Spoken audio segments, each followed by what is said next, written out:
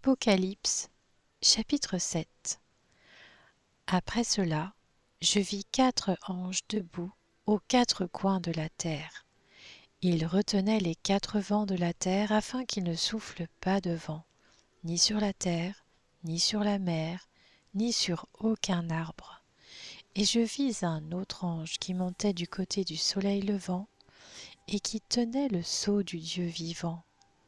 Il cria d'une voix forte aux 4 anges qui avaient reçu le pouvoir de faire du mal à la terre et à la mer. Ne faites pas de mal à la terre, ni à la mer, ni aux arbres, avant que nous ayons marqué d'une empreinte le front des serviteurs de notre Dieu. Puis j'entendis le nombre de ceux qui avaient été marqués de cette empreinte.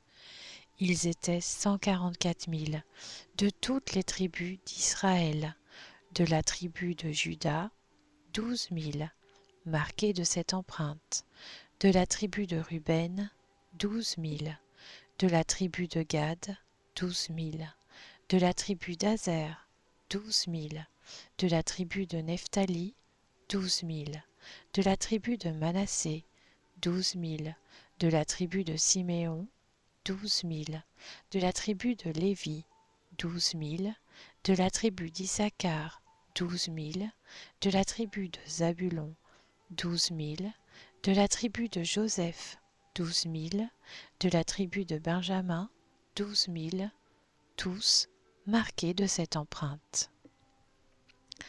Après cela, je regardai, et je vis une foule immense que personne ne pouvait compter. C'étaient des hommes de toute nation, de toute tribu, de tout peuple et de toute langue. Ils se tenaient debout devant le trône et devant l'agneau, habillés de robes blanches, des feuilles de palmier à la main, et ils criaient d'une voix forte, « Le salut est à notre Dieu, qui est assis sur le trône et à l'agneau. » Tous les anges qui se tenaient autour du trône, des anciens et des 4 êtres vivants se prosternèrent, le visage contre terre, devant le trône, et ils adorèrent Dieu en disant « Amen. La louange, la gloire, la sagesse, la reconnaissance, l'honneur, la puissance et la force sont à notre Dieu au siècle des siècles. Amen. » L'un des anciens prit la parole et me dit, « Ceux qui sont habillés d'une robe blanche, qui sont-ils et d'où sont-ils venus ?» Je lui répondis, « Mon Seigneur, tu le sais. » Il me dit alors, « Ce sont ceux qui viennent de la grande tribulation. Ils ont lavé leurs robes, ils l'ont blanchie dans le sang de l'agneau.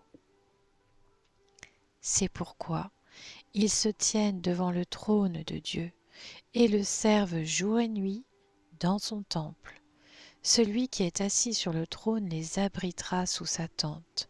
Ils n'auront plus faim, ils n'auront plus soif.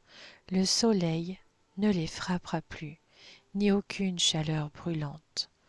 En effet, l'agneau qui est au milieu du trône prendra soin d'eux et les conduira aux sources des eaux de la vie, et Dieu essuiera toute larme de leurs yeux. »